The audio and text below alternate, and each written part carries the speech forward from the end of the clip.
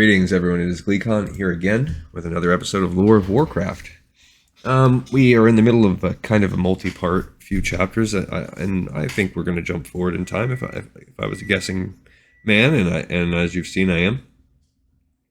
But we recently recapped the events where Ner'zhul brought the chieftains together and convinced them, hey, we should start just training up and considering unification. We should start thinking of ourselves as one people, which meshes with the concept and title, Rise of the Horde.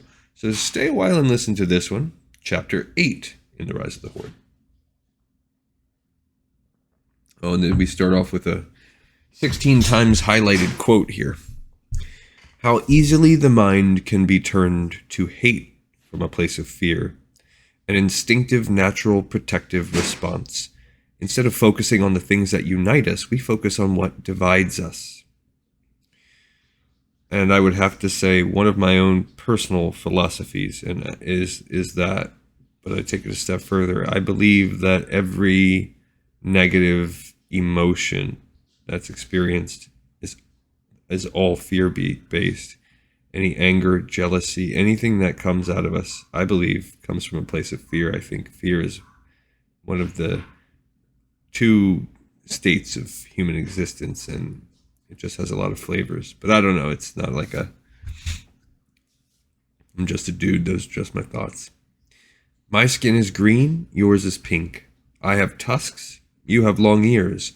My skin is bare, yours is covered with fur. I breathe air, you do not. Except for the Forsaken, I guess. If we had clung to such things, the Burning Legion would not have been defeated. For I would never have wished to ally with Jaina Proudmoore or fight alongside elves. My people would then not have survived to befriend the Tauren or the Forsaken. I don't remember at what point. So sometime before the formation of the actual Horde as we know it, they fought alongside elves and Jaina Proudmoore in some kind of scenario. Maybe that's Warcraft 3. So it was with draenei. Our skin was reddish-brown then, theirs was blue. We had feet, they had hooves and a tail. We lived mostly in the open, they lived in enclosed spaces. We had a fairly short lifespan, no one knew how long-lived they were. Never mind that they had shown us nothing but courtesy and openness, that they had traded with us, taught us, shared whatever they were asked to share. That had no bearing now.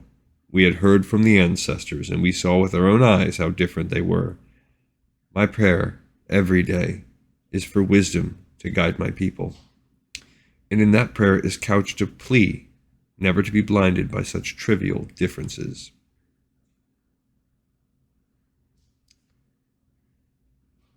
I like that. The training began. It had always been custom among nearly every clan to begin training the younglings once they celebrated their 6th year. But previously the training had been serious but relaxed. Weapons were for hunting animals, not sentient beings who had their own weapons and skills and technological advantages, and there were plenty of hunters who could easily bring down prey. A young orc learned at his or her own pace, and there was plenty of time for play and enjoying simply being young. No longer. The plea for unity among the orcs was answered. The couriers exhausted their beasts riding to and fro between clans carrying messages. At one point, some bright fellow came up with the idea of training bloodhawks to carry the letters. It took some doing and did not happen overnight, but gradually Durotan grew used to seeing the scarlet birds fluttering to Drekthar and others in the clan. He approved of the idea. Every warm body was needed if battle plans were to be successful. While spears, arrows, axes, and other weapons worked well against the animals of the fields and forests, they would need to be supplemented with other types of weapons if they were to be used against the draenei. Protection would be vital, and whereas before the smiths and leathercrafters focused on armor that would blunt attacks from claws and teeth, now they had to create things that would save the wearer if he were impaled or slashed by a sword. Those who understood the craft of smithing had been few previously. Now the master smiths found themselves teaching dozens at a time. The forges rang day and night with the sound of hammers and the hiss of hot metal being plunged into water barrels. Many spent long days swinging picks, forcing the earth to yield the necessary minerals for crafting weapons and metal armor. Hunts, which had been conducted as the need arose, now were daily events, as food needed to be dried and preserved, and skins were required for armor. This is like the montage part. The younglings who lined up for training looked very young indeed to Duratan, who was one of many instructors. He recalled his father teaching him the ways of axe and spear. What would he think of these small ones, all but buckling beneath shiny metal armor, holding weapons that no orc had ever before borne? Draka, with whom he had joined in a quick, quiet ritual, as he did not want to take time or resources away from war training, touched his back gently. Always she knew what he was thinking. "It would be better if we had been born in a time of peace," she agreed. "Even the most bloodthirsty knows the truth of that. But we are where we are, my mate, and I know you will not shirk this task." He smiled sadly at her. "Nay, I will not. We are warriors. We thrive on the hunt, on the challenge, on the spilling of blood and the cries of victory. They are small, but they are not weak. They will learn. They are frost wolves." He paused and added fiercely, "They are orcs."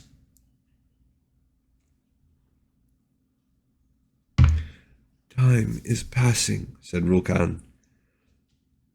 "I know, but you would not have our people go into battle unprepared," Ner'zhul replied. "The draenei are vastly superior as it stands now." Rulkan grunted unhappily, then smiled. Ner'zhul looked at her. Was it his imagination, or did the smile seem forced? "We are training as fast as we can," Ner'zhul added quickly, not wishing to offend the spirit who had been his life mate. Rulkan was silent. Clearly it was not fast enough. "Perhaps you can help us," he said. He was aware that he was babbling. "Perhaps there is knowledge you have that." "Well, that..." Rulkan frowned, then cocked her head. "I have told you all I know," she said, "but there are other powers, other beings that the living do not know of." Ner'zhul almost stumbled at her words. "There are the elements, and there are the ancestral spirits," he managed. "What other beings are there?" She smiled at him. "You yet breathe, my mate. You are not ready to treat with them. They are the ones who have been aiding us, so that we may aid you, the beloved ones we left behind." "No!" Ner'zhul realized he was pleading, but he could not help it. "Please, we need aid if we are to protect the future generations from the draenei's insidious plots." He did not say that he was enjoying being the center of attention from every single orc in every single clan. He did not say that her earlier promise of power had made him think on such things and begin to desire them. But even more than that, she had instilled such terror of the monstrous draenei that the sudden holding back on her part unnerved him totally. Rulkan looked at him appraisingly. "Perhaps you are right," she said. "I will see if they will speak to you. There is one whom I trust the most, whose concern for our people is deep and abiding. I will ask him." He nodded, almost ridiculously pleased at her words, then blinked awake. A smile stretched his lips. Soon. He would see this mysterious spirit, this benefactor, very soon. That's what that's what they call it in the Chronicles. They call a section the benefactor.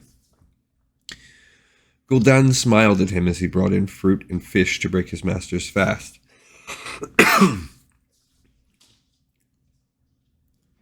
"Another vision, my master." He bowed low as he presented the food and cup of steaming herbal tea. Upon Rulkan's advice, Ner'zhul had begun drinking a tincture of certain herbs brewed to a precise strength. Rulkan assured him that it would continue to ensure that his mind and spirit remained open to visions. Ner'zhul had found the concoction unpleasant at first, but it showed no sign of his dislike. Now he found he enjoyed the beverage first thing in the morning and 3 more times throughout the day. He accepted the cup and sipped it, as he nodded in response to Gul'dan's question. "Indeed, I have learned something important. Gul'dan, for as long as there have been orcs, there have been shaman, and the shaman work with the elements and with the ancestors." Gul'dan's face wore an expression of puzzlement. "Yes, of course." Ner'zhul couldn't stifle a grin that stretched his lips wide over his tusks. "And that is still true. There is more than we know of. More that the ancestors can see, but we as living beings cannot. Rulkan has told me she has been in contact with such beings. They have wisdom and knowledge even beyond that of the ancestors, and they will come to us to aid us. Rulkan says there is one in particular who has chosen to take the orcs under his wing. And soon he will show himself to me." Gul'dan's eyes sparkled. "And to me, too, perhaps, Master." Ner'zhul smiled. "You are a strong one, Gul'dan," he said.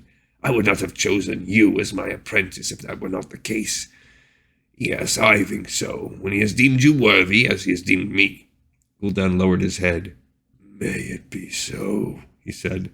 "I am so honored to serve. This is a time of great glory for the orcs. We are blessed to live to see it."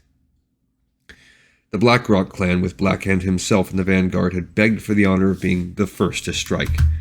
There had been some resentment and grumbling, but the hunting skills of the Blackrock were legendary, and they were the logical first choice as they also lived fairly near Telmore, one of the smaller, more isolated cities.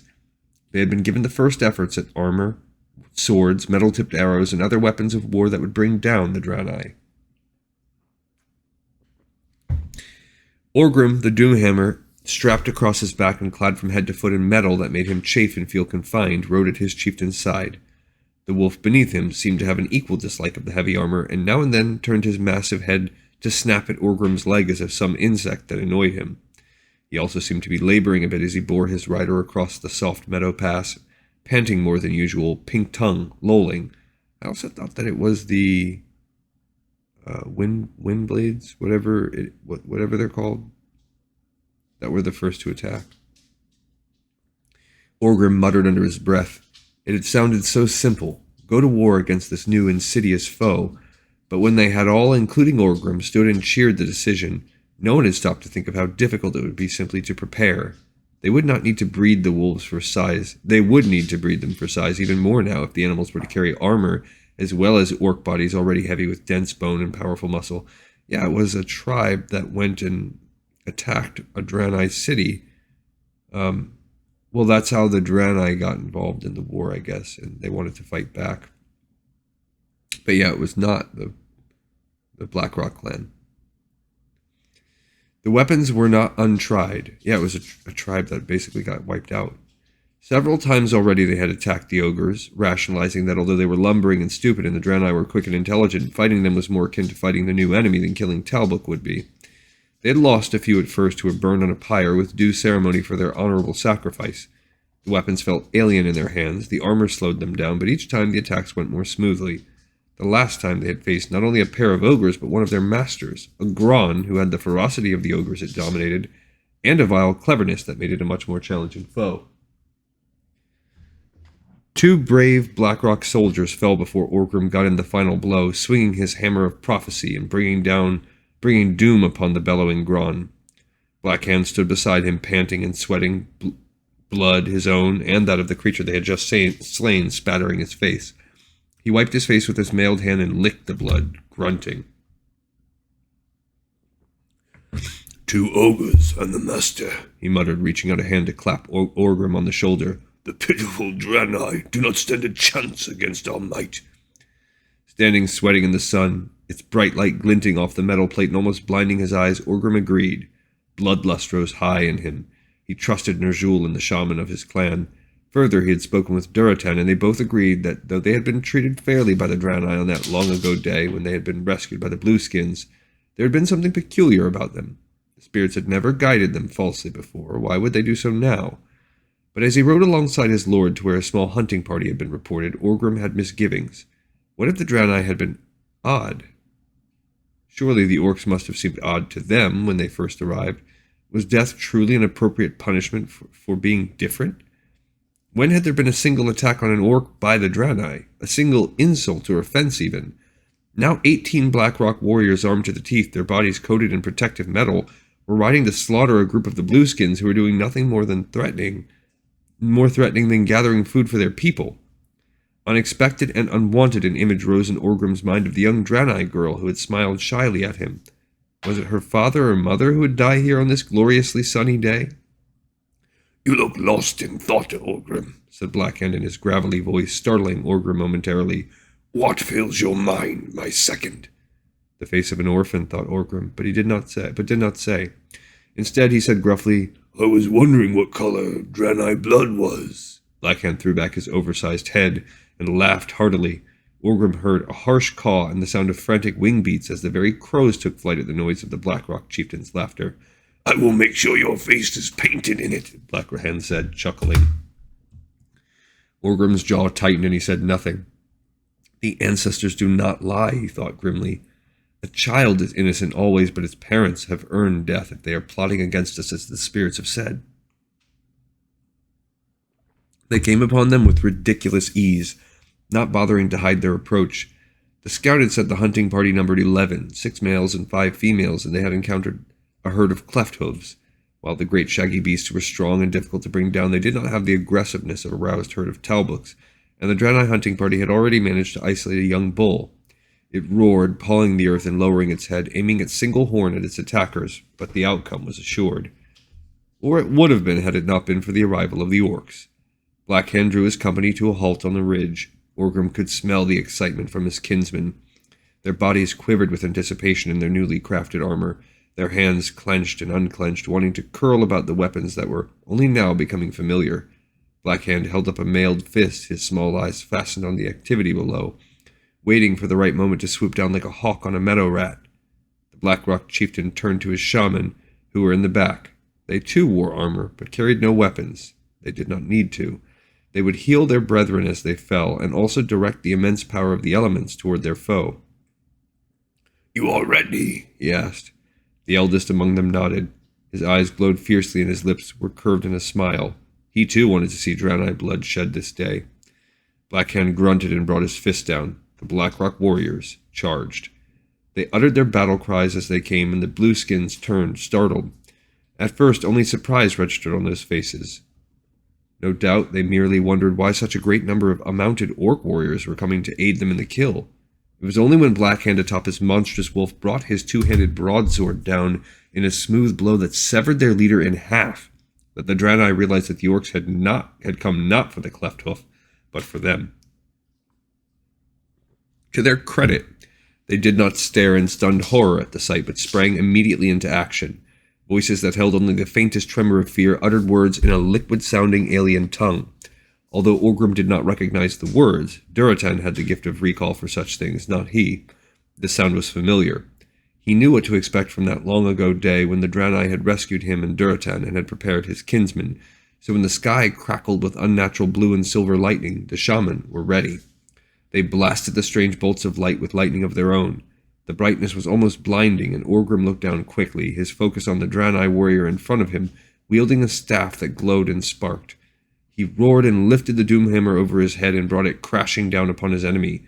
The armor the draenei warrior wore could not withstand such an attack and crumpled like a thin tin bracelet. Blood and brains spattered the ground. Orgrim looked up, searching for his next target. Some of the black rocks were held in the magical netting created by the draenei's foul, unnatural lightning. They were proud and strong warriors, but they screamed in agony as the netting burned its way into their skin.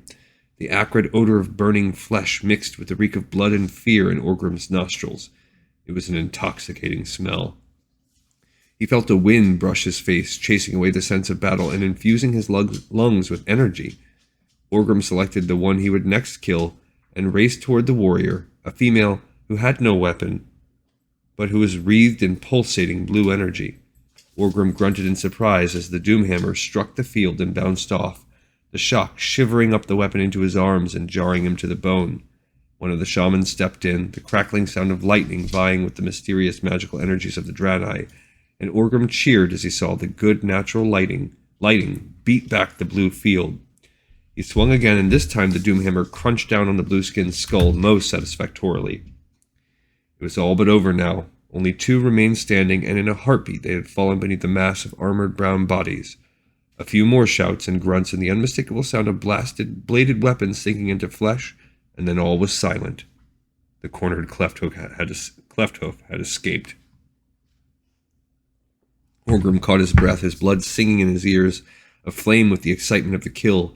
He had always enjoyed the hunts, but this, he had never experienced anything like this. Sometimes the beast he had attacked fought back, but prey such as the draenei, intelligent, powerful, who fought in the same way he did and not with tooth and claw, was new to him. He threw back his head and laughed and wondered if somehow he had become drunk on the sensation. The cheers and rough, deep bellows of laughter from the victorious orcs were the only sound in the glade.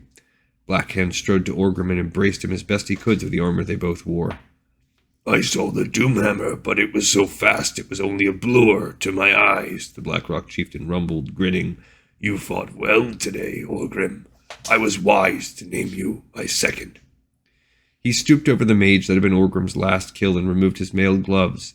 The skull had been completely shattered, and blue blood was everywhere. Blackhand dipped his fingers in the slain draenei's life fluid and carefully painted Orgrim's face with it. Deep inside, something shifted in the orc. He remembered doing this himself at his first kill, the blood red and warm. He remembered having this done to him when he went to the sacred mountain as part of the Omrigor ritual, with his father's blood on his face. And now his leader had anointed him again with the blood of the beings that were their enemy. A bit of the dark blue liquid trickled down his cheek into the corner of his mouth. Orgrim extended his tongue, tasted the fluid, and found it sweet. The bloodhawk settled on its master's arm, its talons digging deep into the protective leather. Ner'zhul paced while the hawkmaster unrolled the message and delivered it to him. Quickly he scanned the small piece of parchment. So easy. It had been so easy. Not a single casualty, although some had been injured, of course. Their first foray, and the orcs had been completely victorious. Blackhand spoke contemptuously of how swiftly they had descended upon the party and broken their skulls. It was all unfolding as Rokan had promised him. Surely now the being with whom Rokan had allied would appear. The orcs, led by Ner'zhul, had certainly proven their worth with this decisive triumph. He again read the missive. Blackhand and the Blackrock orcs had indeed been the right choice to send against the draenei. They were powerful and violent, but unlike the Warsong or some other clans, they were completely under the control of their chieftain. That night he had a victory feast prepared for the Shadow Moon clan, and they ate and drank and laughed and sang until at last Ner'zhul trundled to his bed and fell into a deep, profound sleep. And the being came. It was glorious, radiant, so bright that even with his vision eyes, Ner'zhul could not bear to look upon it at first. He fell to his knees, shaking with the joy and awe that washed through him.